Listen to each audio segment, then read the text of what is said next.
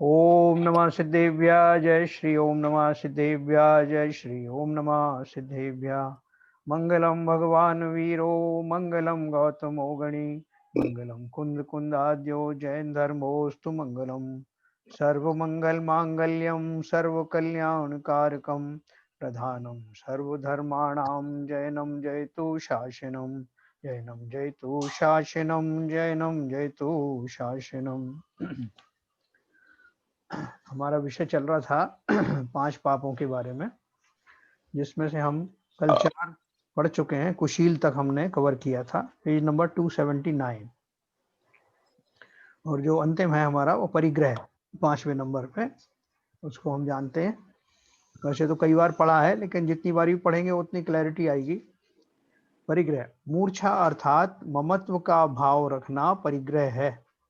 संसारी चीजें, जमीन, मकान, पैसा, पशु, धन धान्य आदि को अपनी आवश्यकता से अधिक रखना और इनमें ममत्व भाव रखना परिग्रह नामक 5वां पाप है ना। तत्वार सूत्र में मूर्छा को परिग्रह कहा है, तो मूर्छा का अर्थ क्या है?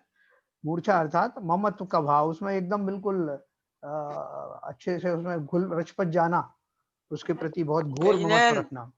जय जिनेंद्र, हाँ, जय जिनेंद्र, एक मिनट। जय जय जिनेंद्र, जय जिनेंद्र। को जय जिनेंद्र। तो मूर्छा अथवा ममत्व का भाव रखना। परिग्रह नहीं होने से कषाय उसी प्रकार शांत हो जाती हैं जिस प्रकार बिना ईंधन के अग्नि शांत हो जाती।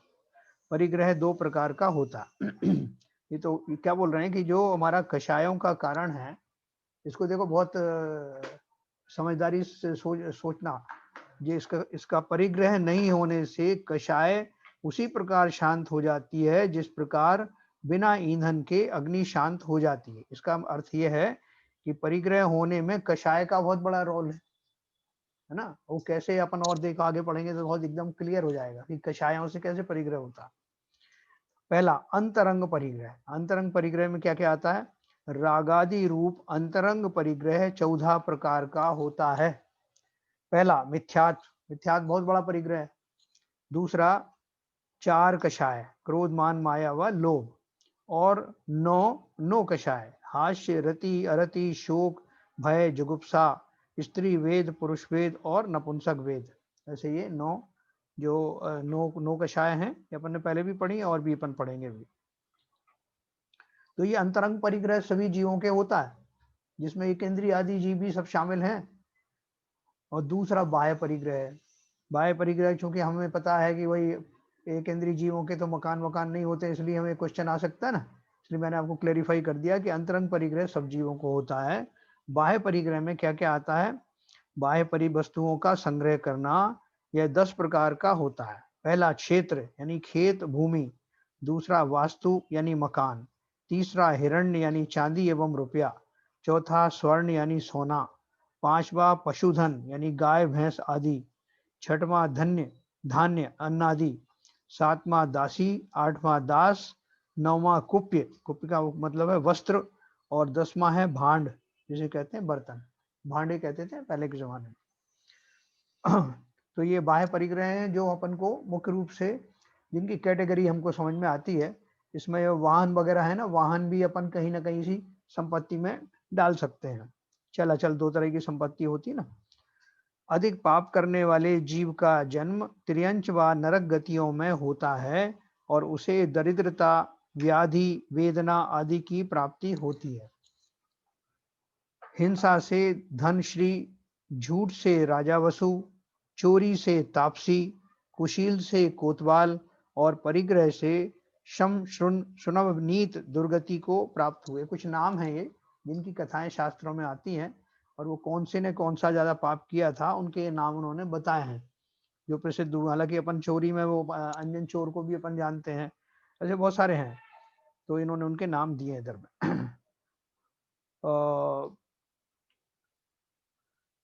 इसमें सबको क्लियर होगा। मैं अभी अनम्यूट कर दूं, थोड़ा सा इस बीच अनम्यूट किया था।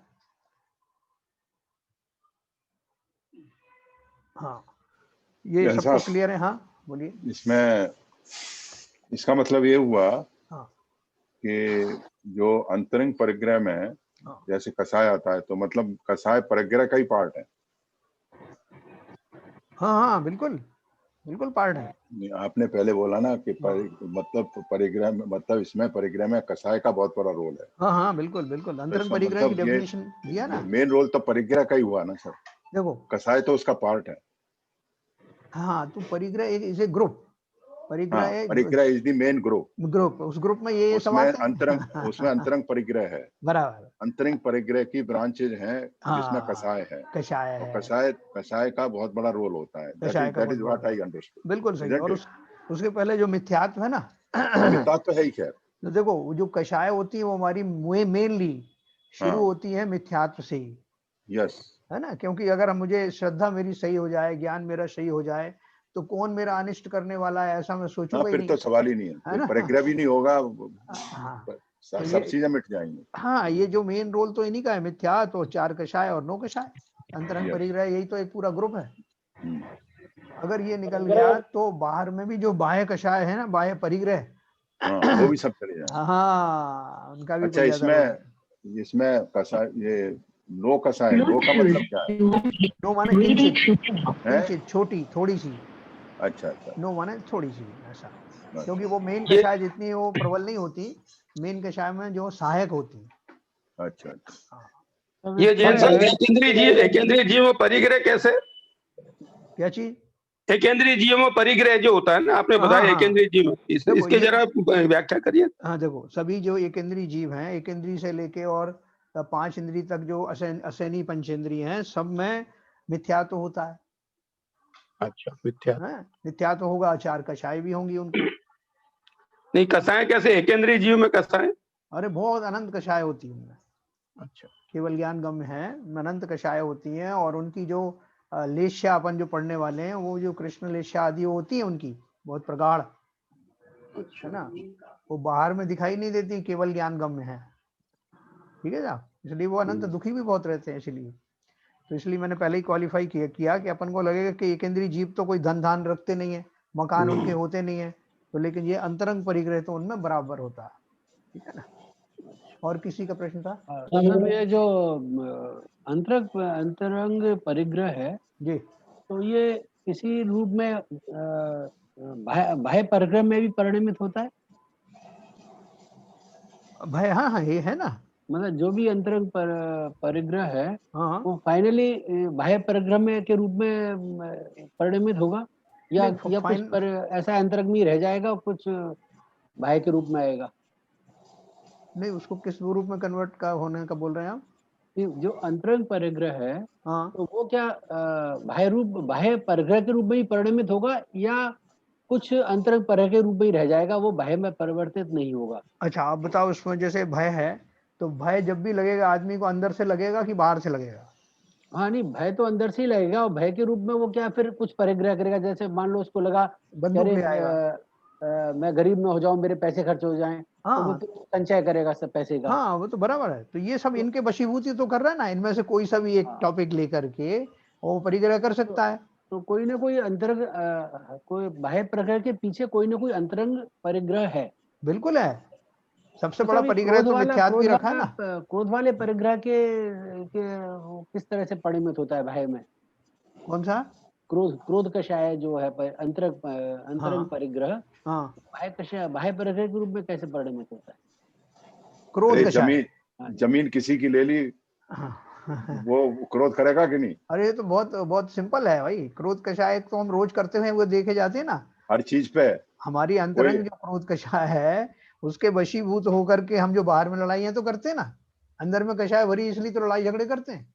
जर जोरू जमीन तीन की लड़ाइयां क्रोध से ही होती हैं। अक्षमा भाव जो है वो किस वजह से आया हमारा? मिथ्यात्व और कषाय के कारण आया। मेन कषाय, मेन जो नहीं, कषाय वो है उनके परिग्रह तो कारण। उसने ऑलरेडी कर लिया ना सर। एक्चुअली जैसे मान लीजिए मेरे पास कोई चीज है जो मैंने संचय कर रखी है, हाँ और कोई मेरे से छीने, तो मैं उसको ऊपर क्रोध करूंगा, उसका या हिंसा करूंगा उसके ऊपर। हाँ ठीक है ना। तो मैं परिग्रह तो पहले कर चुका हूँ ना एक्चुअली। कर उस चुका नहीं है। परिग्रह को बचाने के लिए मैं क्रोध कर रहा हूँ। परिग्रह वन टाइम चीज नहीं है। कि एक परिग्रह बार ले इकट्ठा आया करने के लिए भी क्रोध करते हैं लोग। ये तो कंटिन्यूअस आपके परिग्रह अंदर इकट्ठा की करने के लिए क्रोध करते हैं ना। नहीं, एक मिनट बाबू जी, ये जो कषाय हैं, जो अंतरंग परिग्रह, ये ऐसी चीज थोड़ी कि एक बार आपने ला के रख दी चीज तो वो परिग्रह उतना तक हो गया फिर आप परिग्रह नहीं हो रहा है। ये तो कंटिन्यूअस प्रोसेस है ना। परिग्रह मैं किसे क्रोध कहा से है? रिलेट करने का सोचता हूँ, मतलब हाँ? क्रोध वाला मुझे शायद नहीं समझ आ रहा, क्रोध कैसे बाह्य परिग्रह में परिवर्तित होगा। देखो जैसे आपने भय का बताया अभी, क्रोध तो बहुत सिंपल है। आपके अब अंदर में अगर अक्षमा का भाव है, किसी ने कुछ भी कह दिया तो आपको जो अंदर में ही तो क्रोध आता ना, बाहर से तो उसके लक्षण जो है प्रकट होते हैं। आपकी आंखें लाल हो गई, आप चिल्लाने लगे, गालियां देने लगे, अस्त्र शस्त्र उठा लिए, ये तो बाह्य उसके लक्षण है। लेकिन अंदर में तो कषाय है ना, अंदर भी तो जागृत होता है, मुख्य कषाय में आता है क्रोध। नहीं, जैन हाँ साहब वो क्या पूछ रहे हैं हाँ कि जो यहाँ पे डिस्टिंक्ट डेफिनेशन दी हुई है बाह्य परिग्रह की, अंतरंग परिग्रह की, हाँ तो अंतरंग परिग्रह एक क्रोध भी है। वो बाहर के कौन से परिग्रह में, तो मैं उसका एक एग्जांपल दे रहा हूँ। आपने कोई भी परिग्रह संचित किया हुआ, कोई सामान आपने संचित किया हुआ है, वो आपका परिग्रह है, और वो आदमी आपसे छीन रहा है, तो उस सामान को सुरक्षा के लिए रखने के लिए, उसको परिग्रह को मेंटेन करने के लिए आपको क्रोध आएगा। जब वो क्रोध आएगा तो वो जो क्रोध का परिग्रह है, अंतरंग परिग्रह है, वो बाह्य परिग्रह में कन्वर्ट हो गया। मेरा विवेचन सही है गलत है इसके जैसा? नहीं, देखो ऐसा है कि अपन उस दोनों को इनको क्यों रिलेट क्यों कर रहे हो कि जो अंतरंग नहीं, परिग्रह और बाह्य परिग्रह में है, ऐसा रिलेट क्यों कर नहीं, रहे हैं? वो एक एग्जांपल देना चाह रहे हैं कि अंतरंग परिग्रह बाह्य परिग्रह में क्या कन्वर्ट हो जाता है। तो आपने बोला मेन रीजन तो अंतरंग परिग्रह ही होता है, हाँ, बाह्य अंतरंग परिग्रह जो होता है, तो बाहर ये की जो वस्तु कोरिलेशन है। है, ये कोरिलेशन। मेरे ख्याल से ललित जी ये कहना चाहते हैं बिना अंतरंग परिग्रह के बाह्य परिग्रह नहीं हो सकता, ये मतलब कहना का। अंतरंग परिग्रह होगा तो उसको बाह्य परिग्रह भी बाह्य परिग्रह के रूप में आएगा ही आएगा। हाँ, ये इनका कहने का पर्पस ये है, इसको जस्टिफाई करना चाहते हैं। तो अंतरंग परिग्रह क्रोध का होगा, मुझे समझ में नहीं आ रहा है, इसमें ये समझ में आ गया, पर क्रोध के लिए भाई साहब क्रोध ऐसा से मानता हूं। किस तरह से परिग्रह के रूप में आएगा। नहीं, क्रोध के नहीं, बाहर में आप क्यों लाना चाहते हो? या- आप तो सुनो, एक मेरी बात सुनो। या तो हम ऐसा कहें कि जैसे मान लीजिए हाँ, किसी मेरे पड़ोसी के पास बहुत सारा परिग्रह करके रखा हुआ है और मैं उससे ईर्ष्या करूं और उसकी उन्नति पे देख के मैं कोई ना कोई मौका देख के क्रोध करूं या कुछ करूं, पर वो परिग्रह में नहीं आएगा, वो तो किसी चोरी, जैसे चोरी या किसी और में आ जाएगा ना साहब। वो सुनो मेरी बात सुनो, आप थोड़ा सा गलत ट्रैक पे चले गए।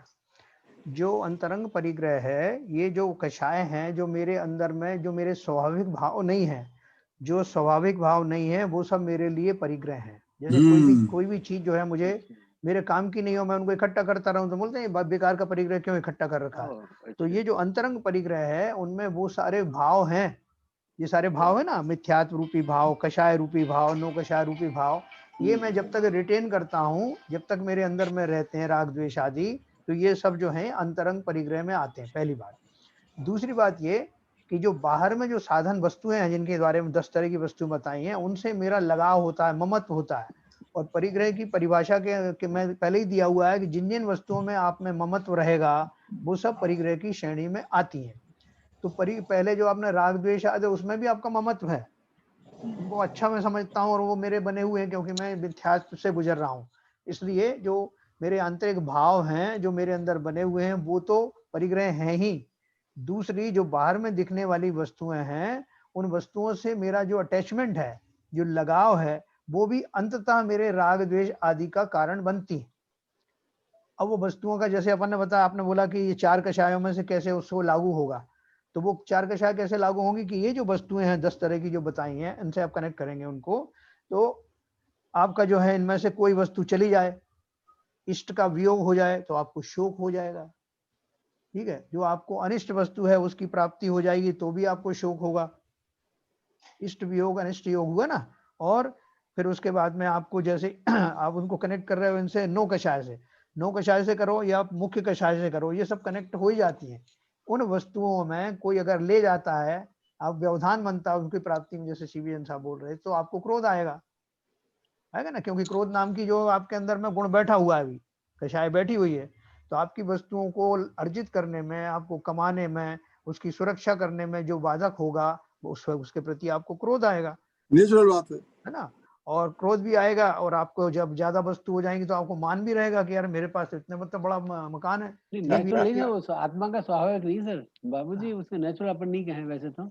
नहीं नहीं, तो नेचुरल नहीं, इस आत्मा का अवस्था नेचुरल इस स्वभाव नहीं, अवस्था में कह स्वाभाविक। रहे हैं वो, नेचुरल का मतलब इस अवस्था में। व्यवहार इसी में, अवस्था बता रहा व्यवहार में हूँ। नेचुरल है। हाँ, भूमिका क्या है व्यवहार में हमारी? नेचुरल है, हाँ वही व्यवहार कह की रहे बात सांसारिक कर रूप रहे में हैं। नेचुरल है। भूमिका आत्मा नेचुरल का हमारी मतलब है, ये आत्मा इन आत्मा की वाली बात समय। करेंगे तो क्रोध कसाय होगा ही नहीं, फिर उसके बारे में हाँ। बात ही नहीं होगी।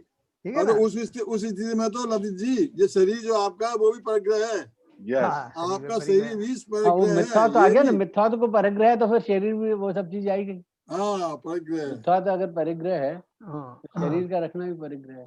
अब शरीर तो जो है आप छोड़ नहीं शरीर सकते से ना, ममत्व करना परिग्रह है। हाँ, बाकी वही चीज तो मैं छोड़ कह रहा सकते हूँ, हो, नहीं शरीर छोड़ नहीं छोड़। सकते आप, वो तो छूटेगा आयु के अंत में ही। बिल्कुल सही बात। लेकिन उससे भेद विज्ञान होकर के ममत्व छूट सकता हाँ, है ना। और उसी तरह से आपको मान का कब आएगा भाव, जो आपके पास लगेगा मेरा तो गुडविल सोसाइटी में 3 BHK, आपके पास क्या है 1 BHK, सही बात है। तो आपको माना जाएगा। फिर आपको जो है माया कैसे आएगी, जब आपको देखोगे सीधे सीधे से काम नहीं बनता है, कोई ट्रिक लगानी पड़ेगी, तो मायाचारी भी जीवन में आएगी। ठीक है। और लोभ तो हमें बना ही हुआ है, सुख पाने का लोभ, पुत्र आदि से जो है वो कुछ ना कुछ प्राप्ति का योग, लोभ, सबसे संसार में लोभ का रिश्ता होता है। तो ये चारों जो मुख्य कषाय हैं वो उनके ये बाह्य कषायों से, बाह्य परिग्रह से जुड़ी हुई हैं, कनेक्टेड ही हैं। और उनके उनके सब अपन जानते हैं, इष्ट योग, अनिष्ट योग आदि जो है, जो इस तरह की हैं, तो उनसे सब तो उनका जुड़ा हुआ है। क्रोध भी ऐसे नहीं आता बैठे बैठे के साथ, बहुत दिन से क्रोध किया नहीं था, आज मूड आया कर लें, तो वो किस पे करोगे, बोले ये तो पता नहीं। नहीं, पर बेमतलब कोई क्रोध एक्चुअली करेगा तो बाकी परिग्रह में हाँ क्रोध जो है कारण बने परिग्रह का, वो नहीं हाँ चीज हाँ, कारण बनता है ना। पूरी मेरे को। वो कारण कब बनता है, जब मेरा, अगर मान लीजिए मुझे मिथ्यात्व भरा हुआ है, पहले मुख्य बात समझे अपन कि ये चीज मेरी है, मैंने अर्न की है। अगर सम्यक दृष्टि होगा तो बोला कि मेरा क्या है, इस बिल्कुल धरा सही। का इस धरा पर सब धरा रह जाएगा, तो वो समता में ही रहेगा।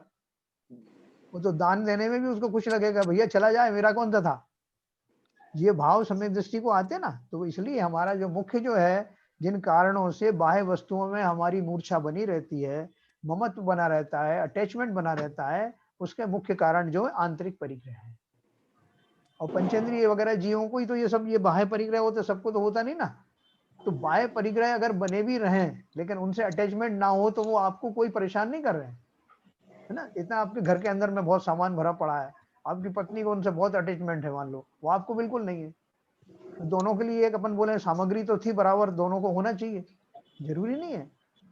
अगर आपका उनसे कोई अटैचमेंट नहीं है, तो आप वैसे रह सकते हो जैसे जल में कमल, कीचड़ में कमल है। जैसे भरत चक्रवर्ती रहे ना, 96,000 रानियों के साथ रहे, लेकिन उनका कोई ममत्व नहीं उनके साथ में।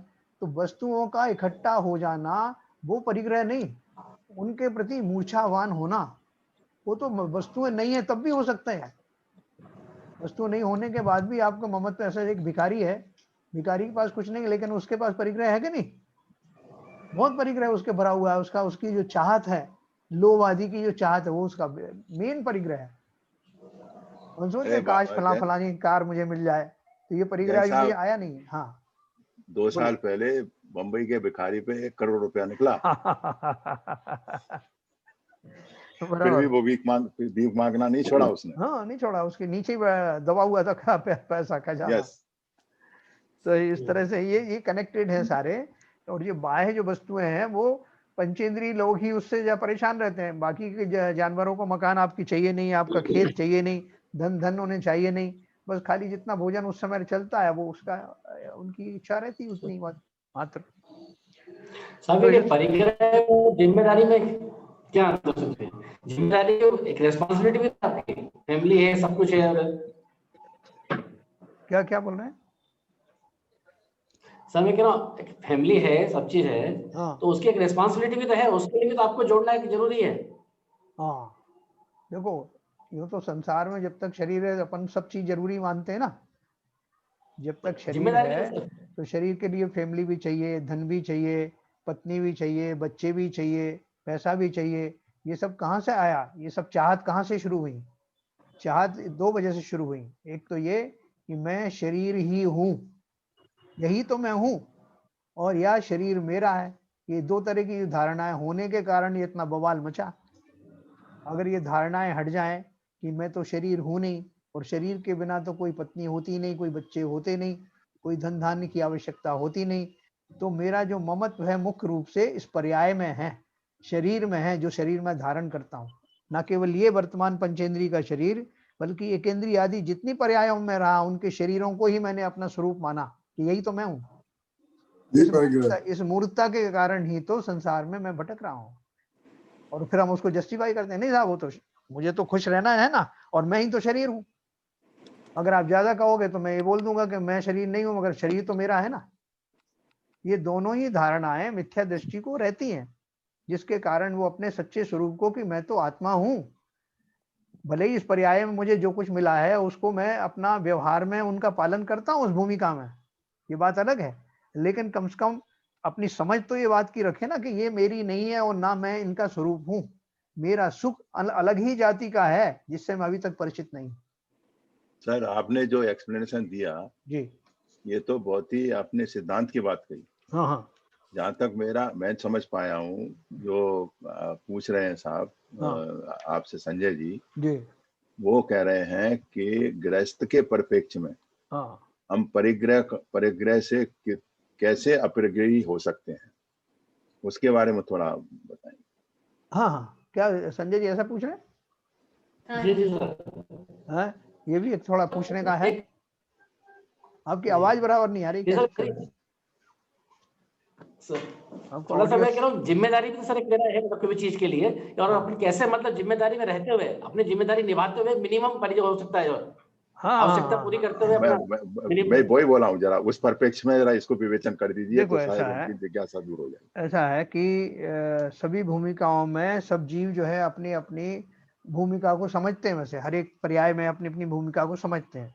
जो एक इंद्रिय दो इंद्रिय चीजें से लेकर चार इंद्रिय तक के जो जीव हैं उनकी तो उतना ही रहता है कि उनको भोजन मिल जाए समय पे, जिससे कि उसको बाकी सब चीजें उनको दिमाग में आती भी नहीं, ना उनको जो जरूरत है। पंचेंद्री की जो मुख्य रूप से अपन बात करते हैं, पंचेंद्री जीवों में जो सैनी पंचेंद्री मनुष्य आदि की जो पर्याय हैं उसमें हमको जो सब चीजें मिलती हैं बाय डिफॉल्ट, है ना, ऐसा शरीर मिलता है, फिर उसमें भूख प्यास लगना है और दूसरी और तरह की अर्जेज होती हैं। तो ये सारी जो अर्जेज होती है नेचुरल वे में होती हैं, तो उनको साधने के लिए फिर हमको वो साधन हम ढूंढते रहते हैं। तो उसी के लिए विवाह आदि करते हैं, संतान की भी जरूरत पड़ती है, तो संतान के जो है लिए प्रयत्न करते हैं। फिर वो भौतिक सुख लेने के लिए अपन जो है धन आदि की कामना करते हैं, धन कमाते हैं। बच्चों को खुश रखने के लिए अपन वो वस्तुएं खरीद के लाते हैं। तो ये सब करते रहें, करते रहने में कोई हर्ज नहीं, क्योंकि हम एक दिन में तो मोक्ष चले नहीं जाने वाले। तो वो हम करते रहेंगे। लेकिन दो तरह के लोग हैं जिनमें फर्क है। एक तो वो जो जीव है जो ये जानता है कि इस भूमिका में मेरा जन्म हुआ है इस संसार में, तो ये मेरी आवश्यकताएं हैं और इनमें से मैं सबसे पहले तो ये जानूं कि क्या मैं ये शरीर रूप हूं, क्योंकि आवश्यकताएं शरीर को ही पड़ती हैं। लेकिन जब तक शरीर है उसकी निर्वाह भी करना है। तो जिसे ज्ञान हो जाता है वो दो तरह से समझता है। एक तो ये कि मैं ये शरीर नहीं हूँ, शरीर मुझे मिला जरूर है और शरीर के निमित्त से तमाम नाते रिश्ते भी मिले हैं, इंद्रियों के भोग आदि की भी इच्छाएं होती हैं, ये उसको भली भांति समझ में आता है ज्ञानी को। और वो ये चाहता है कि इनका निर्वाह तो करूं जो सब मिले हैं, लेकिन ये मानूं पक्के तौर पे कि मैं ये शरीर ही नहीं हूं, मैं तो आत्मा हूं और ना ही शरीर मेरा है। तो ऐसा भाव के साथ में, लेकिन जब तक ये पर्याय में हूं तब तक जो मेरे आश्रित लोग हैं, जो मेरे आसपास लोग हैं, उनका मुझे भली प्रकार से पालन करना है। पालन दोनों वेरी गुड। किया जा सकता है, मैं यस। उनसे अटैच रह के भी करूं और अटैच ना रह करके भी करूं। और देखो दोनों के बीच में अप्रेम की बात नहीं है कि मैं अगर अटैच नहीं होऊंगा तो फिर मेरा उनके प्रति बिल्कुल प्रेम नहीं रहेगा। प्रेम में और मोह में फर्क है। मोह का अर्थ है कि मैं एकदम अटैच होकर ये मान के चलता हूं कि ये मेरे ही हैं, हर दशा में मेरे हैं और शरीर भी मेरा ही है। ये तो हो गया बिल्कुल उसको अपना मोह मान करके। और एक ये है कि ये मेरे आश्रित हैं, इस पर्याय में मुझे मिले हैं, इन सब के प्रति मेरे कैसा व्यवहार करना चाहिए अपनी भूमिका के अनुसार, इसका ज्ञान रखते हुए वो सारे कार्य में करूं और उसमें मूर्छित ना हूं, आकुल व्याकुल ना हूं, सहज में ही उन सब चीजों को करता रहूं बिना अटैच हुए, तो भी मैं अपनी भूमिका को बहुत अच्छे से निभा सकता हूं। और यही ज्ञानी और अज्ञानी में फर्क है। हमारे जो भूमिका है उस भूमिका में कितने ही जीव सम्यक दृष्टि जीव भी होते हैं, वो भी हमारी तरह लालन पालन करते हुए पाए जाते हैं, लेकिन उनकी भूमिका में, उनकी समझ में और हमारी समझ में बहुत फर्क है। जैसे मैंने आपको भरत चक्रवर्ती का उदाहरण दिया, आपने पहले सुना नहीं होगा। कि उनकी 96,000 पत्नियां थी और वो सम्यक दृष्टि थे, तो वो उस पूरे राजकाज को भी चलाते थे। हम तो क्या अपनी भूमिका चला रहे हैं, इतने बड़े राज को चक्रवर्ती चला रहा है, न्याय भी करता है और सब तरह की बातें भी आती हैं, सब रानियों को भी देखभाल करता है, महल की देखभाल करता है, सेना की देखभाल करता है, लेकिन निष्प्रिय भाव से, उनमें किसी तरह से कोई उसको अटैचमेंट नहीं। करना है तो करना है ना। इसमें एक उदाहरण मैं और आपको सबको ही दूंगा, जैसे मुनीम और सेठ की एक बात आती है, भूमिका उदाहरण है बहुत अच्छा, कि जिस तरह मुनीम जो होता है सेठ का, सेठ तो पीछे बैठा हुआ है डनलप के गद्दे पे सोया हुआ, हो सकता है घर पे ही सोया हो, अब दुकान पे आए ही नहीं हो, लेकिन मुनीम पूरी तन्मयता के साथ सेठ का रोल अदा कर रहा होता है, और ग्राहक आते हैं तो वो उनके सामने ऐसा पेश करता है कि जैसे दुकान इसी की है। भाई साहब मेरे को इतने में नहीं पड़ता, मैं तो आपको नहीं दे सकता, मैं तो मर जाऊंगा, और आप लेके जाइए। हंसता भी है, आनंदित भी होता है, ज्यादा प्रॉफिट होता है तो अच्छा खुश भी होता है, सबको बताता भी है, घाटा हो जाता है सब उसको किलपते हुए देखते भी हैं, लेकिन वो अच्छे से अंदर से जानता है कि ये सब मेरा नहीं है, मैं काहे का दुखी, नुकसान हो तो सेठ का, फायदा हो तो सेठ का, मुझे तो सैलरी मिलनी है। ऐसे भाव पूर्वक बाहर में तो ऐसे ही करता हुआ देखा जाता है जैसे यही मालिक हो, लेकिन अंदर में उसके भाव ऐसे हैं कि भैया मेरा कुछ भी नहीं। ऐसा भाव ज्ञानी पुरुषों को होता है, और हम एक दिन में तो वो भाव नहीं ला सकते, लेकिन निरंतर अगर हम अभ्यास करें तो हम भी इसी तरह के भाव पूर्वक अपनी भूमिका को पालन कर सकते। भैया परिवार को परिग्रह मान करके उसकी जिम्मेदारी उठाना और निष्प्रय होकर के जिम्मेदारी उठाना, ये दोनों चीजों में बहुत विशेष अंतर है। अगर हम परिवार को परिग्रह न रखते हुए, परिवार न मानते हुए अपनी जिम्मेदारी पूरी कर सकते हैं, हम जिम्मेदारी के नाम पर दुनिया भर का परिग्रह इकट्ठा करें, ये जो है उचित नहीं है। इसीलिए जैसे भरत जी थे, ऐसे ही जो भी है परिवार है, परिवार को निष्प्रय रूप में अलग बिल्कुल मान करके, अप्रग्रही मान करके हमें करना चाहिए, तो वही हमारे लिए सार्थक है। संजय जी कुछ समझ में थोड़ा बहुत कर पाया मैं आपकी समाधान? थोड़ा बहुत तो समझ में है, लेकिन सर इस पे और डिटेल में जाना है। जैसे बच्चे की डिमांड होती है, कुछ होती है, इसका स्कूल है या आगे फ्यूचर में कॉलेज की बात करता है, मुझे कुछ बनना है, तो उसके मुझे वो जिम्मेदारी टाइप की लगता है कि तो डॉक्टर बनना है तो मुझे 40-50 लाख रुपए खर्चे इसलिए इकट्ठा कर रखना पड़ेगा। हाँ बिल्कुल, तो ये अपने मुझे रिस्पॉन्सिबिलिटी लगती है, ठीक है, अटैचमेंट है, मेरी जिम्मेदारी मेरी ही है, मेरा बच्चा तो मेरी जिम्मेदारी है। हाँ, जिम्मेदारी होना और अटैचमेंट में फर्क है कि नहीं? हाँ, वही मैं कहा था, वो समझ में आया, उससे मतलब इतना लगाव नहीं लगा रहना उसके लिए। हाँ, अरे मेरी जिम्मेदारी तो अपन करते हैं कितने सारे काम, जैसे आपको सेठ और मुनीम का मैंने किस्सा सुनाया, तो मुनीम की जिम्मेदारी है ना सारा करने की, लेकिन वो अटैच तो नहीं है उससे, अटैच नहीं है। अगर कल को दुकान को भारी लॉस हो जाए, दुकान चली जाए, तो उसका कुछ नहीं जाने वाला, वो अंदर से बिल्कुल आश्वस्त है ना। इसी तरह से जो ज्ञानी है वो ये जानता है कि संसार की जितनी भी वस्तुएं हैं, जितने भी नाते रिश्ते हैं, वो महज एक संयोग है। मैंने जो पुण्य पहले किए थे उनके निमित्त से ऐसे ऐसे जो हैं वो जीव मेरे पास आए हैं, और उनके माध्यम से मुझे कुछ सेवाएं भी मिल रही हैं मेरे पिछले पुण्य से।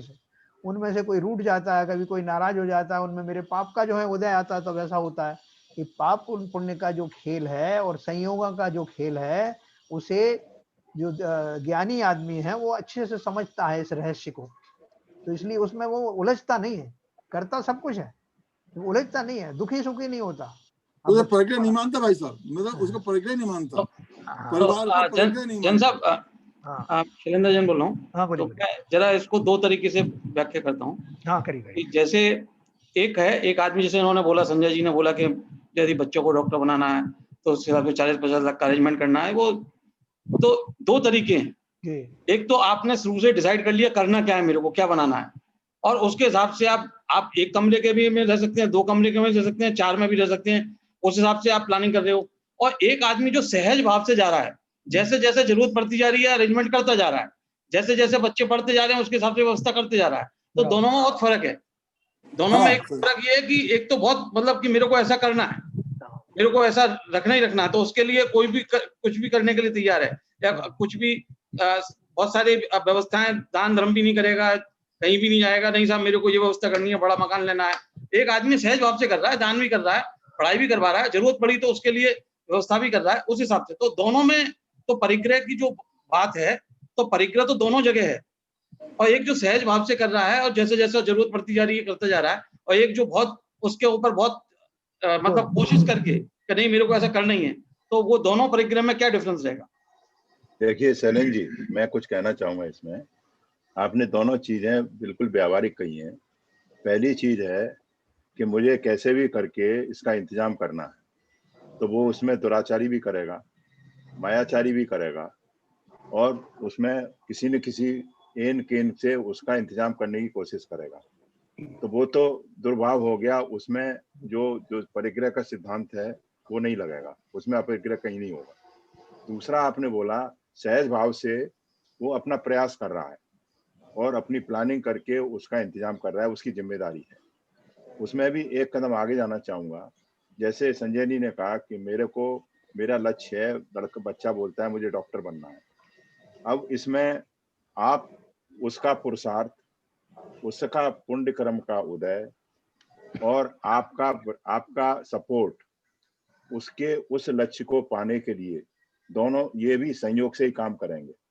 अब आप उसमें प्रयास कर रहे हैं, बच्चे को डॉक्टर बनाने के लिए जो पैसे की जरूरत है उसका आप अपने सही तरीके से, एक नियोजित तरीके से, बिना किसी पापाचार के, बिना किसी मायाचारी के, वो पैसे का इंतजाम करके आपने किया और बच्चे ने पुरुषार्थ भी किया।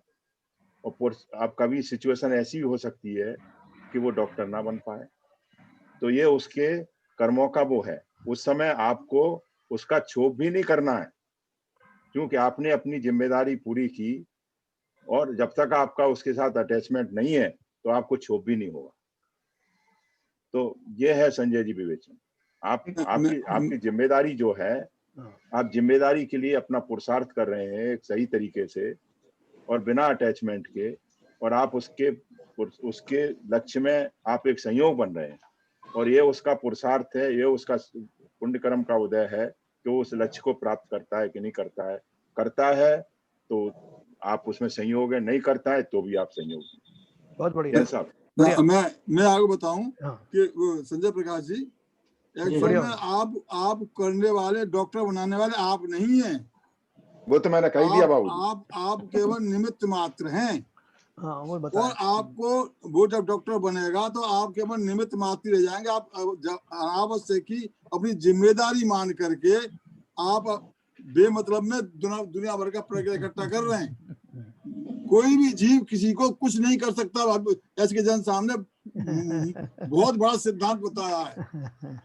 हम ये मान करके कि मैं डॉक्टर बना रहा हूँ, मुझे डॉक्टर बनाने के लिए रुपया इकट्ठा करना पड़ेगा, मुझे ये करना पड़ेगा, वो करना पड़ेगा, ये सब जो है केवल मिथ्या है, कुछ नहीं है। लड़का बनेगा अपने पुरुषार्थ से बनेगा, अपने कर्मों से बनेगा, पुण्य कर्म से बनेगा। आप केवल उसमें निमित्त मात्र बनेंगे, और उस निमित्त मात्र को जिम्मेदारी न मान करके केवल सहज भाव से आप परिवार में रहिए, तो आपका अपरिग्रही मामला चल सकता है। और आपको निमित्त माल को उसे ओढ़ना चाहते हो तो आप भैया दुखी भी होंगे, दुखी भी रहेंगे। बस तो सही बात है, बहुत बढ़िया बात कही दोनों लोगों ने, आपने अच्छे से समझाया, सीवी जैन साहब ने आपने तो बहुत जैन साहब और सीवी जैन साहब और बाबूजी के दोनों ने बहुत अच्छे से समझाया। तो देखो ऐसा है कि ये इतनी जल्दी समझ में आता नहीं वैसे तो। अभी जो संजय जी जिस भूमिका में हैं, अभी इनको थोड़ा सा समय लगेगा, लेकिन आ जाएगा, क्योंकि ये अभी एलिमेंट्री स्टेज पे ही, उन्होंने अभी ज्यादा इसका पाला पड़ा भी नहीं है। और मैं तो ये भी कहूंगा कि बहुत सारे जो इस सिद्धांत को समझते हैं तब भी वो उसको इम्प्लीमेंट नहीं कर पाते, क्यों हम सब भी जो है अभी उसी कैटेगरी में हैं, थोड़ा बहुत ही कम ज्यादा होगा। बिल्कुल बिल्कुल, इसको देखो, पढ़ना और प्रैक्टिस में लाना बहुत अंतर है। ये लोग तो उस समय चल रहे हैं उपस्थिति में, हम तो निकल चुके हैं। ये भी पुण्य करना तो हो गया। जब तक उसका योग नहीं आएगा वो प्रैक्टिस में नहीं आ पाएगा सर। तो ये अपन मगर इसको समझे अच्छे से, कम से कम अभी हमारे हाथ में उसको समझना है, और फिर धीरे धीरे प्रैक्टिस करेंगे तो हमें उसका आनंद भी मिलने लगेगा। अभी देखो ये शैलेंद्र जी बोल रहे थे उस दिन, और भी बहुत सारी हमारी ये बोल रही थी, प्रमिला बोल रही थी, क्षमा बोल रही थी, कि हमने जब से इसको थोड़ा सा समझा है तो ऑटोमेटिकली कुछ जीवन में भी प्रैक्टिस में आने लगा। यस, अपने आप गहन में उतर रहा है, और आता है, जितना जितना आता है बोलते उसका हमें आनंद भी आता है। यस लगता है कि बिना बात के हम उलझनों में फंसे हुए थे तो काफी रिलैक्स महसूस करने लग गए। नहीं, उससे प्रोत्साहन मिलता है। और भाई साहब इस जीवन में इतना अनुभव भी हो चुके, हम हमें 74-75 साल की उम्र में इतना अनुभव हो चुका है कि हमने दुनिया देखी है। लोगों ने बहुत कोशिश की, मेरे पिताजी ने कहा कि जैसा डॉक्टर वो इंजीनियर बन जाए, मैं कभी इंजीनियर बन के ही नहीं दिया। तो ऐसा नहीं है भाई, तो मेरे पिताजी मेरा अकेला ही बेटा था, उनका सब कुछ मेरे लिए कर सकते थे, लेकिन नहीं था मेरे उसमें योग सहयोग। तो भैया ये जो अपने को बहुत समझना चाहिए अच्छी तरीके से। आपकी एक बात से थोड़ा मैं असहमत हो रहा हूँ। जी हाँ, आपने बोला कि मेरे को एक्सपीरियंस है, ये एक्सपीरियंस आपको है, अच्छा अच्छा है, लेकिन जो उम्र के हिसाब से नहीं आता है। मैं ऐसे लोगों को जानता हूँ कि जो इतनी लोलुपता पड़ी हुई है 70-80 साल में भी एक बड़े से मकान में एक कमरे में पड़े हुए हैं और उनसे कोई पूछता भी नहीं है, तो अभी उनके बच्चे रात को 11 बजे नहीं है 12 बजे आए, जगे हुए चिंता कर रहे हैं अननेसेसरी, और हर चीज में बस उलझे हुए हैं और ना मंदिर जाते ना कुछ करते।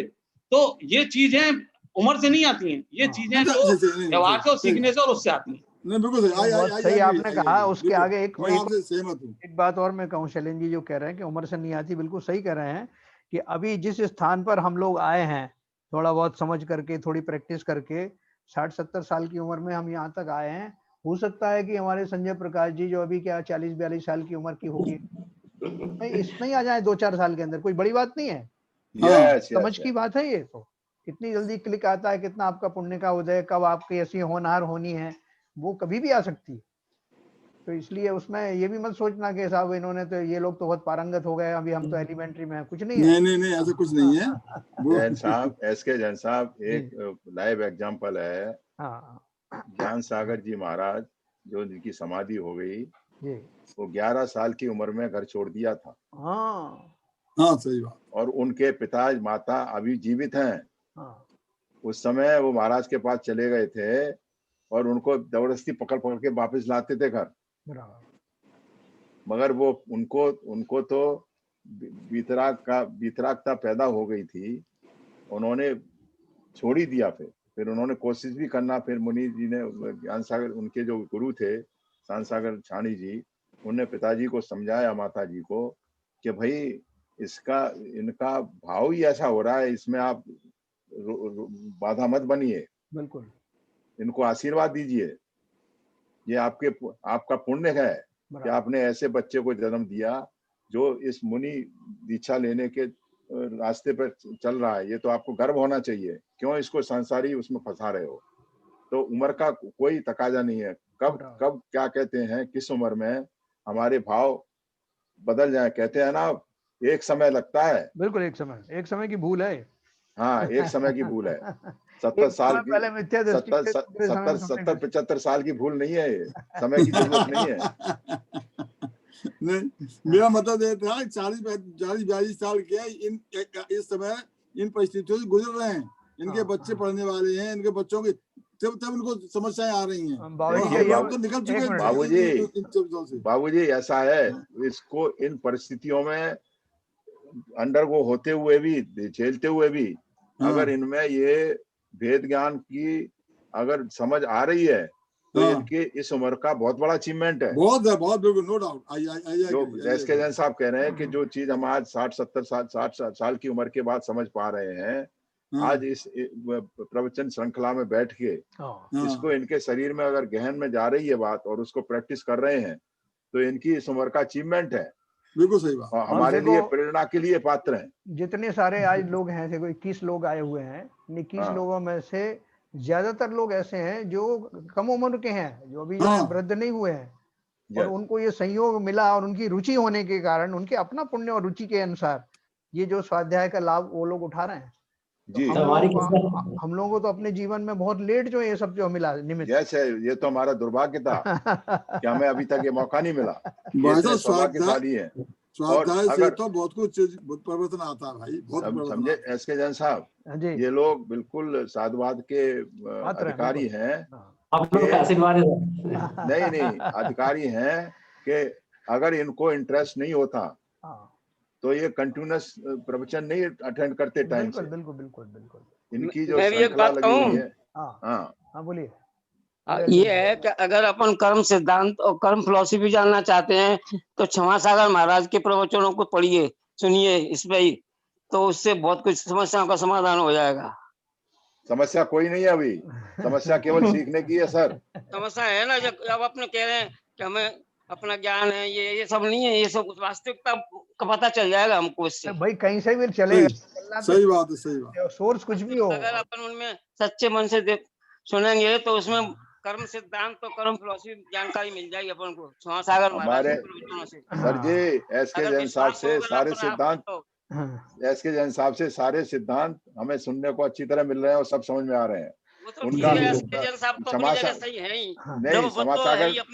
चलो ठीक है, क्षमा सागर महाराज के, एक मिनट, एसके जैन साहब, क्षमा सागर महाराज के 16 उनके प्रवचन हैं कर्म सिद्धांत के ऊपर। जी। मैंने करीब 10 बार सुन चुका हूँ और बहुत अच्छा प्रवचन है। नहीं बहुत अच्छा, नहीं बहुत अच्छा है, बहुत मार्मिक है। मगर जो चीजें 9 महीने से एसके जैन साहब के प्रवचन से सीखी हैं और जो सीखने जा रहे हैं हम, उनमें बहुत अंतर है। क्योंकि जिन आगम का जो इतिहास है, जो शास्त्र है, वो इतना गहन है कि अभी तो हम उसकी पहली सीढ़ी पर भी नहीं पहुंच पाए हैं सर, पहली सीढ़ी पर भी नहीं पहुंच पाए हैं। नहीं देखो ये तो कंटिन्यूअस प्रोसेस है। एबीसीडी तो आपने पार कर ली, हम सुनते हैं ना आपके वाक्यों को रोजाना। नहीं साहब, मैं नहीं समझता हूँ एबीसीडी अभी समझ पाया हूं। आपने पार कर ली आप और आगे बढ़ गए। सुनो अभी मैं इसको कंक्लूड करता हूँ इसको। देखो ऐसा है कि ये तो शास्त्रों के सिद्धांत है, ना एसके जैन साहब का है ना किसी और का है। ये तो जिनेंद्र देव की वाणी है, जिसको जिनके मुख से सुन करके समझ में आ जाए उनसे वहां से समझना चाहिए। इसमें कोई वो नहीं है कि किसी को कोई बात समझ में आ जाती, किसी और के भाषा में समझ में आ जाती, जिसको जहां से लगे। लेकिन सिद्धांत अपन को समझना है और प्रैक्टिस करना है। यस इसी बात है, जिसको जहां से अच्छा लगे, जहां से समझ में आए, वो उसको लिए स्वतंत्र है, तो उसमें कोई बात नहीं है। लेकिन सब आत्मा की तरफ डाइवर्ट हो, वो सही है। हाँ, सब जो है जिनेंद्र देव की वाणी ही बखान करेंगे, कोई अपना आप तरफ से कोई सिद्धांत बताएगा नहीं। जिनेंद्र देव की वाणी है और जिससे वो वाणी सही है, जो आत्मा को छूने वाली हो, आत्मा के तरफ डाइवर्ट करने वाली, वही वाणी सबसे अच्छी है। बस तो अपन ने इस तरह से जैन साहब की भी वाणी कम थोड़ी है, वो तो है ही। नहीं मेरी वाणी कुछ नहीं है। नाम है तो संतोष उनसे मिलता है ना अपन को। तो चलिए, अपन ने ये परिग्रह के बारे में अच्छे से पढ़ा और इस बहाने से परिग्रह पढ़ते हुए हमने जैन सिद्धांत को बहुत अच्छे से समझ लिया। ये हमें जो मिथ्यात्व बीच में आड़े आता है, देखो सबसे पहले जो मिथ्यात्व था ना, उसी के कारण से तो हमें ये सब भ्रम होते हैं कि जब मेरे पास शरीर है तो मेरे जो सब नाते रिश्तेदार हैं, उनको उनके लिए, उनके पालन करने के लिए जो आवश्यक बाह्य परिग्रह है, उनको मैं करूं या ना करूं। तो ये करूं या ना करूं के पीछे इसमें जो मिथ्यात्व नाम की जो चीज है और उससे जुड़ी कषाय है, ये उसमें मुख्य कारण है। अगर जीव को यही पता लग जाए भेद विज्ञान के द्वारा कि मैं ये शरीर नहीं हूँ, मुझे तो सुख दूसरी ही जाति का प्राप्त होना है, उसी से मैं सुखी होऊंगा क्योंकि मैं शरीर नहीं हूँ। जैसे ही हमें ये ज्ञान होने लगेगा, ये बाहर की सामग्रियां हमें तुच्छ दिखाई देंगी। हम उनको भूमिका के अनुसार उनको संग्रह भी करते हुए दिखाई देंगे और लोगों को भी ये लगेगा कि ये कितना इसके अंदर में मोहित है। लेकिन जो वास्तव में जिनको भेद विज्ञान हो गया है, वो मोहित नहीं होते उससे। वस्तुएं भले ही पड़ी रहे एक तरफ, लेकिन वस्तुएं देखो आज भी पड़ी हुई है, मेरी कुछ भी नहीं है। वो एफडी पड़ी है, वो धन पड़ा है, अपन कहते हैं को मेरा है, वो हमारा कहाँ से है? मेरे शरीर से भी जुड़ा हुआ नहीं है और शरीर भी मुझसे जुड़ा हुआ नहीं है। तो अगर थोड़ा सा अपन विवेक पूर्वक सोचें तो वास्तव में संसार की कोई चीज मेरी है ही नहीं, हो भी नहीं सकती, क्योंकि परवस्तु है, मेरे से वो अटैच हो नहीं सकती। मरने के बाद में जीव न केवल उन वस्तुओं को छोड़ देता है, वो शरीर जिसके निमित्त से वो सब कमाया वो ही सब छूट जाता है। ये सिद्धांत कितना सत्य है, इसको जिसने समझ लिया, हर पल प्रैक्टिस करेगा, तो उसको जो अटैचमेंट जो दिखाई दे रहा है वो सब छूट जाएगा। समय लगेगा, बस छूट जाएगा, किसी किसी का तुरंत छूट जाता है। तो चलिए, इस प्रकार से हमने अंतरंग परिग्रह, बाह्य परिग्रह पढ़ा। तो इसकी एक लास्ट लाइन है, अधिक पाप करने वाले जीव का जन्म त्रियंच व नरक गतियों में होता है। देखो उसमें ऐसे भी लोग हैं कि जो है अपने क्या बोलते हैं हम, अपने नाते रिश्तेदारों को अपने परिवार के लिए जरूरत से ज्यादा करते हैं। जैसा मैं कितना भी पाप करूँ इनके लिए तो कर रहा हूँ ना। वो अंगुली माल की कथा आती है ना, और वाल्मीकि की कथा आती है, तो वाल्मीकि जो वो चोरी करता था, डाका डालते थे, तो तब उनको जो है किसी साधु ने पूछा कि तुम अपने जो जिनके लिए करते हो परिवारजनों के लिए, उनसे पूछ के तो आओ कि क्या तुम्हारे पाप में भी ये वो सहयोगी हैं। तो पूछने गया, उन्होंने क्या साफ मना कर दिया कि साहब हम तो बिल्कुल इसके पाप में बिल्कुल भागीदार नहीं है, ये सामान लाता है उसका उपभोग हम करते हैं, इसकी जिम्मेवारी है। लेकिन पाप का अगर कहोगे तो वो ओनरशिप हम नहीं लेने वाले, हमें नहीं कराना पाप। ऐसे उंगली माल का हुआ। तो सब उनको विवेक जागृत हुआ, एक झटका लगा कि मैं जिनके लिए कर रहा हूं वो मेरे पाप में सहभागी नहीं बन रहे हैं, तो पाप सब मेरे खाते में जा रहा है। तो ऐसा जीवन में जो समझ लेता, विवेक धारण कर लेता है, वो हर कुछ नहीं करता कि किसी भी तरीके से मुझे करना है, ये इनके इन प्रकार। मैंने एक कहानी सुनाई थी ना कि एक राजा को एक वो व्याधि हो गई थी शरीर में, जिसको बहुत गर्मी निकलती थी और वो बहुत पीड़ित रहता था उससे। तो उन्होंने एक दिन वो दरबार में बैठे थे, तो ऊपर से दो बड़े बड़े जो कोई जीव थे वो लड़ते हुए ऊपर से उनका खून गिरा उनके ऊपर, और उससे उनकी दाह में काफी आराम मिला। तो उनको मिल गया कि ये है वो उसकी दवा। तो उन्होंने अपने बेटे को बुलाया और बोला कि बेटा ये जो दो ऊपर जो जीव लड़ रहे हैं इनको देख लो, पहचान लो, इस जाति के जीवों से एक खून का एक कुंड बनाओ मेरे लिए, और उसमें मैं रोज स्नान करूंगा तो मुझे राहत मिलेगी। बेटे ने कहा कि अरे ये कैसी बात कर रहे हैं, आप मेरे पिता हैं, भले ही ये मेरे राजा भी हैं, लेकिन ये इतना घोर पाप मैं तो नहीं करने वाला। तो इसने मना कर दिया दरबार में, और राजा को बहुत क्रोध आया। तो आगे कथा चलती है कि वो उसको मारने के लिए दौड़ा और वो खुद ही गिर के मर गया है, जो भी है वो। बाकी कहने का अर्थ ये है कि अगर अपने परिवार के निमित्त से आपको पाप करना हो तो बिल्कुल नहीं करना, बिल्कुल सही। पूरा पूरा अपने को विवेकवान बनना है, सतर्क रहना है। उनके निमित्त से ऐसा मत करना अपने भवों के भाव बिगाड़ दो ना। इस भूमिका में बनता है, सात्विक तरीके से बनता है, अन्याय से नहीं, अनीति से नहीं, अपने जो है नीति पूर्वक जो कुछ धन उपार्जन करना है या उनकी सेवा आदि करना है उतनी करना। बिल्कुल सही बात। तो चलो जिम्मेदारी के नाम पर हाँ हर कुछ नहीं करना है, अपना कबाड़ा मत कर लेना। हाँ, क्योंकि देखो ये संयोग तो तुम्हें इस भाव में मिले, फिर कहाँ पत्नी का जीव चला जाएगा, कहाँ बच्चों का जीव चला जाएगा, लेकिन वो पाप की गठरी हमारे पास ही रह जाएगी। सही बात है, बिल्कुल सही। इसलिए तो देखो, अधिक पाप करने वाले जीव का जन्म कहाँ होता है? तिर्यंश में व नरक गतियों में होता है। परिग्रह से सीधा नरक का बंध होता है और उसे दरिद्रता, व्याधि, वेदना आदि की प्राप्ति होती है। लोग कहते हैं कि ये जो मकान बनाने में जो मजदूर काम कर रहे हैं ना, ईंटें ढो रहे हैं, ये कौन है? बोले ये सब कॉन्ट्रैक्टर हैं जिन्होंने पिछले जन्मों में ये लोगों ने खूब चोरियां करी हैं, खूब पैसा खाया है कंस्ट्रक्शन वगैरह में सब में, वो सभी मजदूर बन गए। ये सारी पर्यायें जो है ऐसी हमारे पापों के कारण ही बनती हैं। उन्हीं जाति के जो है जब हम भाव करते हैं तो वैसी पर्यायें हम धारण करते हैं और पहले से भी धारण करते आ रहे हैं। ठीक है, तो चलो, हिंसा से धनश्री, ये उन्होंने 4-5 लोगों के नाम बताए हैं जिनकी कहानियां प्रचलित हैं कि हिंसा में एक धनश्री नाम के जो व्यक्ति थे वो प्रसिद्ध हुए। झूठ से राजा वसु, अपने 10 लक्षण पूजा में आता है ना, वसु झूठ से 3 नरक पहुंचा, स्वर्ग में नारद गया वो राजा वसु है। फिर चोरी से कोई तापसी नाम की एक लड़की थी, लेडी थी, वो थी। कुशील में एक कोतवाल नाम का व्यक्ति था जिसने जो है उसको अपने जो राजा की बेटी के साथ में कुछ किया था। और परिग्रह में श्रमशुनवनीत नाम के कोई व्यक्ति हुए। ऐसे बहुत सारी कथाएं आएंगी, आप पढ़ेंगे तो।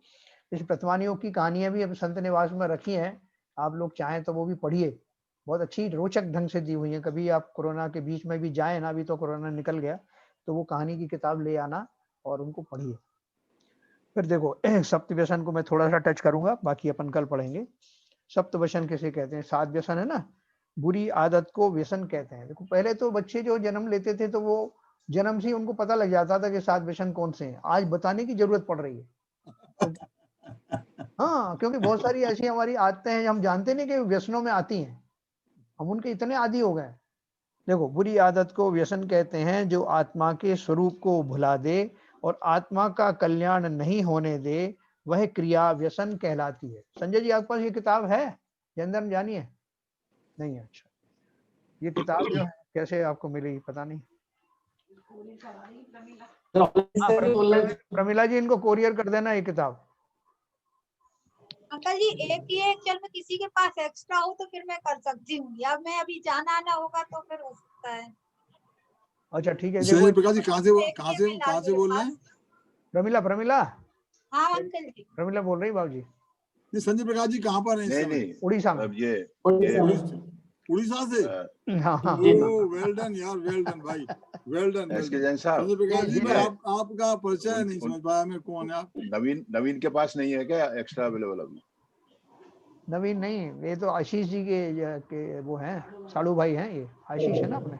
नहीं वो तो ठीक है, तो पहले किताब पहले बुक्स मंगाई थी ना। बहुत बढ़िया था, बहुत बढ़िया। वो इन्होंने मंगाई आरपी जैन साहब ने नवीन जी के थ्रू मंगाई थी ना जयपुर से। हाँ तो बरखा को कुछ एक्स्ट्रा थी ना सर, एक्चुअली दो तीन किताब एक्स्ट्रा थी। एक्स्ट्रा नहीं है एक्चुअल में। अच्छा एक्स्ट्रा किसी के पास होगी तो फिर ये बरखा जी के थ्रू ले लो ना। बरखा है उधर? नहीं, बरखा तो अभी 2-3 दिन से नहीं कर रहे अटेंड, लेकिन बात होती रहती। नहीं है शायद उनके पास भी, एक्स्ट्रा नहीं है। हाँ एक्स्ट्रा नहीं होंगी, वो वहां से जो सोर्स है ना जयपुर का, ये अपना ये मंगा देंगे ना पदमचंद जी। मैं भी बॉम्बे आया हूँ सर। अच्छा नहीं सर, उनको एड्रेस दे दीजिए। नहीं हो जाएगा, जयपुर से मेन रिटेल में बात हो जाएगा आराम से। नहीं 1-1.5 घंटे। सुनिए एसके जैन साहब जी, मैं सबसे सॉल्यूशन देता हूँ। ये हाँ, नंबर उनको दे दीजिए। उस नंबर पे फोन करेंगे, वो मिनिमम 3 किताबें लेनी पड़ती है, वहाँ से कुरियर से आ जाती है। हाँ ऐसा कर लो, और भी लोगों को दान कर देना आप। मैं पहुंचा दूं किसी को चाहिए तो। ये लो साहब। ये भाई बहुत देर में बोले भैया इतनी देर भैया ऐसा है, सो गए थे क्या, नींद आ गई थी क्या? सब ज्ञानी लोगों का बोलना होता है, मेरा तो ऐसा ही है। क्या कहते हैं उसका? आप तो सबसे महाज्ञानी है। अरे सर ऐसा है। अब बोलिए, बताइए। आरपी जैन साहब आप से तो वो संगीता जी लेंगी, संगीता जो आती है ना, उनको जरूरत थी तो मैंने आपका नाम दे दिया उनको। नहीं अंकल जी मेरे पास तो ये बुक है आपके पास? अच्छा ओके। हाँ, जैन धर्म ज्ञानी ये बुक मेरे पास तो है। अच्छा, मैं तो उनके लिए बोल रही थी आप। हाँ पंचलव के लिए। ओके वो आप ले लेना, ये सबको एक सूचना दे दूं। ये आरपी जैन साहब भेज देंगे। 15 किताबें जो हैं करणानियोग परिचय और पंचलब्धि की आ गई हैं, और वो आपको कॉम्प्लीमेंट्री दी जाएंगी। किसी को कुछ उसमें पैसा नहीं खर्च करना है, और मेरे पास उपलब्ध है। जो भी आना चाहे मुझे फोन कर दें, मैं नीचे भेज दूंगा, तो लेके कलेक्ट कर सकते हैं। मैं कल कलेक्ट करूंगा सर। हाँ कर लीजिए। मैं भी सर आरपी जैन साहब इनको भेज देंगे, संजय प्रकाश जी को। आप जाएंगे क्या एलके जैन साहब? हाँ तो मेरे लिए आना आप। ठीक है सर। है ना, जिसको भी चाहिए, क्योंकि अपन अगला टॉपिक जो अपन को भी काफी लेवल बढ़ गया है। जैन साहब कौन से उसमें ब्लॉक में है? मैं हूँ कस्तूरी हाइट्स, ये अपना सेक्टर 20 में। सेक्टर 20। हाँ कस्तूरी हाइट्स करके। ठीक है, मैं फोन कर लूंगा नीचे आके। हाँ फोन कर लीजिए कभी भी, ये रखी हुई बुक्स में आपको दे दूंगा 15 किताब। एलके जैन साहब आएंगे, मेरी भी दे दीजिए। हाँ श्योर मेरी और शिव जैन साहब। ओके तो ये सब आप ले, अपन बीच में रेफरेंस उनसे अपन पढ़ते हैं ना, तो आपको थोड़ा अच्छा लगेगा पढ़ने में। नहीं बहुत बढ़िया हो जाएगा। और फिर अपन फुल फ्लेज भी शुरू करेंगे बाद में इसके। तो सर उनसे आरपी जैन साहब को उनका एड्रेस बोल दीजिए, संजय जी को। संजय जी को मैं लिख के भेज दूंगा। आजकल एड्रेस नहीं सर, नंबर ही चाहिए खाली। ये अपने ग्रुप में है, उसमें जैन धर्म जानिए, उसमें क्या है, जैन धर्म ग्रंथों की चर्चा में, तो इनको भेज देंगे, व्हाट्सएप पे भेज देंगे। ठीक है। चलिए, तो ये सब लोगों को अच्छा समझ में आ रहा है। देखो इतना बढ़िया यंग लोग सारे इकट्ठे हैं, और सब जो है आराम से सुन रहे हैं, इसका मतलब उनको सबको समझ में आ रहा है। ये सब बड़ी बात है। समझदार हैं यार, समझेंगे नहीं। अपन जैसी बुद्धि नहीं है जो इतने दिन बाद समझ में आया। नहीं, आपका वे सही है सर। है आपका वे जो है ना समझाने का, वो ठीक है। ऐसे क्या होता है कि प्रवचन, जैसे शुरू से भी प्रवचन होते थे ना, उसमें इंटरेक्शन होता है ना। कभी भी अपने मंदिरों में शाम को जो प्रवचन होते थे, उसमें क्वेश्चन आंसर होते थे, तो वो समझने का प्रभाव अलग रहता है जी। हम जैसे टीवी पर तो बहुत अच्छे प्रवचन आते हैं, लेकिन जो इंटरेक्शन जो होता है वो बहुत जरूरी है। मंदिर में आ नहीं पाते थे, क्योंकि मंदिर में आने के लिए व्यवस्था बड़ी अलग होती है। अब ये इस साधन से तो काफी लोग जुड़ेंगे, और आगे भी जुड़ेंगे, मेरे को ऐसा लगता है। लोग, सही बात है, आपकी बात सही है। जरा भी कोई डाउट आता है तो अपन पूछ पाते हैं, नहीं तो वहां पर अपन रह जाते हैं। ये गोल्डन फैसिलिटी सर, ये चर्चा होती है, कोविड की बहुत बड़ी देन है। ये एक्चुअल में क्या है, ये जो कंसेप्ट है वो क्लियर होता चलता है। तो प्रमिला जी ने आज कोई क्वेश्चन नहीं पूछे भाई, नए लोग कोई नहीं पूछ रहे क्वेश्चन, तो मुझे लगता है कि समझ में नहीं आ रहा। नहीं अंकल आ रहा है अच्छे से समझ में। बीच बीच में अंकल जी और जो पूछते हैं ना तो हम शांति से सुनते हैं, तो उससे समझ में क्लियर हो जाते हैं अंकल जी डाउट जब क्वेश्चन होते क्लास क्वेश्चन से। नहीं तो हमारी बहस के साथ साथ में आपको भी तो कुछ कहना चाहिए ना, कि आप भी अपना जो आपको ज्ञान है या आपको पता है वो आप बताइए एसके जैन साहब को, एग्जाम उसकी क्लियर करेंगे। अब वो बोल रहे हैं कि जो 2-4 लोग इतनी जोर जोर से बोलते हैं कि हमारी हिम्मत नहीं पड़ती घुसने की बीच में। अरे नहीं यार, गलत बात। आपके एक्सपीरियंस से अनुभव मिल जाता है, हम अभी क्वेश्चन भी नहीं उठते एक्चुअल में ना। वैसे भी क्या है कि जब लोग दूसरे क्वेश्चन पूछते हैं तो उसमें करीब करीब आपके क्वेश्चन सब नहीं तो हो जाए, वो उसमें अंतर नहीं। तो कोई भी पूछे कोई अंतर नहीं पड़ता है, एक्स और वाई और जेड कोई मतलब नहीं है उसका। आरपी जैन साहब ने अपनी वो फोटो लगानी शुरू कर दी, उनके दर्शन नहीं होते आजकल। आरपी जैन साहब की हाँ, वो वीडियो नहीं चालू कर रहे।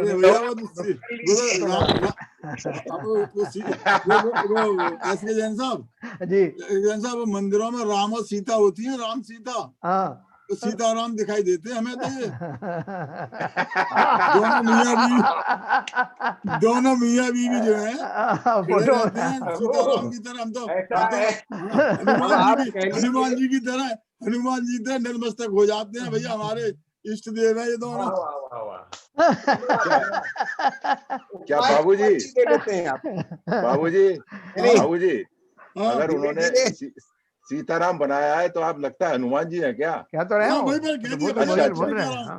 कह दिया, मैं तो हनुमान की तरह हाथ जोड़े खड़ा रहता हूँ। अरे सुन नहीं पाया, पहले से कह दिया, सुन नहीं पाया सर, बढ़िया है सर, सुन नहीं पाया। जैन साहब एक परिग्रह पे एक छोटा सा बात और बताना चाहता हूँ कि ऑफिस में मेरी टेबल पे इतने पेपर इकट्ठे रहते थे और इतनी फाइलें इकट्ठी रहती थी कि मैं बड़ा परेशान हो जाता था। तो फिर मैंने नियम बनाया कि हर 10-15 दिन में मैं क्लियर करूंगा, और बड़ा अच्छे से तो मैंने फाड़ना चालू किया, और उससे मेरे को इतना प्रभाव बना कि मेरे को बहुत अच्छा काम और मतलब काफी अच्छा मेरे को उसका अनुभव हुआ। तो वो प्रैक्टिस मैंने घर में चालू करी। अब मैं घर में हर महीने में ढूंढता रहता हूँ कि क्या बाहर फेंकूं मैं, मतलब क्या लूं, इस कोने में पड़ा है वो क्या फेंकूं मैं। तो वो मेरी आदत सी बन गई वो फेंकने की, निकालने की। आसपास के लोगों को मत फेंक देना है। नहीं, मैं ये कह रहा था शैलेंद्र जी बगल में बैठी हुई है और उस पर ध्यान रखना ना। एसके जैन साहब एक आध उदाहरण देते हैं। के कुलदीप है, एनपीसीआईएल में ही थे। अभी है। उनका एक फंडा है कि उनकी पत्नी को स्ट्रिक्ट इंस्ट्रक्शंस हैं, अगर कोई नई साड़ी या कुछ ऐसा खरीदना है तो पहले पुरानी वाली निकाल के फेंको, then you get it new। वो मना नहीं है उनको, आपको लेना ले लो मगर पुरानी जाएगी, ऐसा उन्होंने रूल बना रही है। हाँ, वो जो 2 अटैची लेके आए थे बम्बई में, वैसे 2 अटैची में काम चल रहा है। देखो आप, और वो डायरेक्टर की पोस्ट से रिटायर हुए एनपीसीएल से, और जैन नहीं है। नहीं, उनके फंडे बहुत क्लियर है सर। हाँ, बहुत क्लियर, बहुत सेटिस्फाइड आदमी, एकदम सेटिस्फाइड, और बहुत ही मतलब उनका जीवन बहुत संघर्षपूर्ण रहा है, शरीर से भी और वैसे भी। और नहीं, अपने 55-56 साल की 60 साल की उम्र तक वो कमर से चल नहीं पाते थे। बराबर। उसके बाद उनकी जो बाईपास सर्जरी हुई है, और उसके बाद दोनों हिप जॉइंट की सर्जरी हुई है, और रिटायर होने के बाद उनकी कमर सीधी हुई है। फिर भी हमेशा आपको हमेशा कंप्लीसेंट मिलेंगे, खुश नजर हंसते हुए मिलेंगे, खुश मिलेंगे, सबको जो एनकरेज करते हुए मिलेंगे। रियली ऐसे बहुत उदाहरण हैं, जैसे अब्दुल कलाम वहां से निकले राष्ट्रपति भवन से एक अटैची लेके, और शेखावत जी थी, मिसेस शेखावत निकली वहां से 4 ट्रक लेके। तो ऐसे बहुत सारे उदाहरण हैं लोग। अरे प्रतिभा पाटिल तो बहुत कुछ लेके गई। हाँ, मतलब 7-8 ट्रक भर के लेके गई। और वो कलाम केवल एक अटैची लेके निकले वहां से। नहीं, वो तो क्या राष्ट्रपति महोदय थे, मैं इनकी बता रहा हूँ।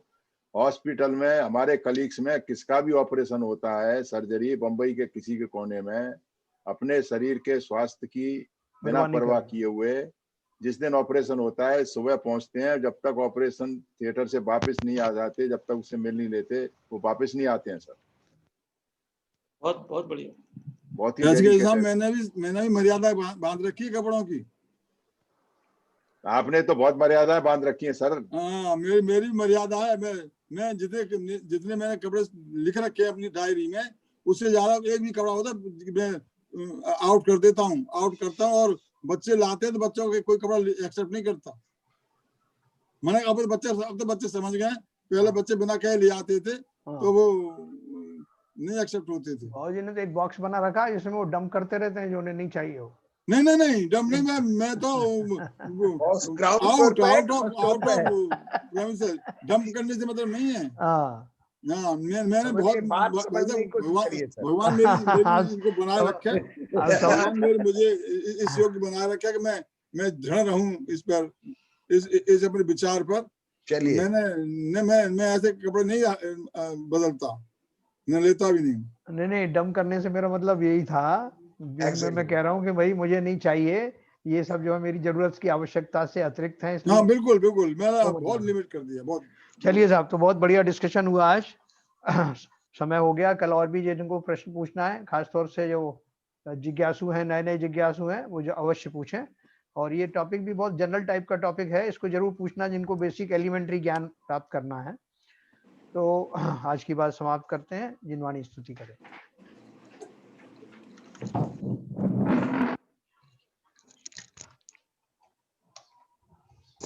नित्यतम नाश विको ज्ञान के प्रकाश विको अपर भास विको भानु सी बखानी है। छहु द्रव्य जान विको बंध विधि भान विको स्वपर पिछान विको परम प्रमाणी है। अनुभव बताए वे को जीव के जताए वे को काहू न सताए वे को भव्य उर आनी है। जहाँ तहाँ तार वे को पार के उतार वे को सुख विस्तार वे को यही जिनवाणी है। हे जिनवाणी भारती तो हे जपुदिल रैन, जो तेरी शरण आ गए सो पावे सुख चैन। जिनवाणी के ज्ञान से सूझे लोकालो, तो वाणी मस्तक नमो सदा देते हैं धो, सदा देते हैं धो। जिनवाणी माता की जय।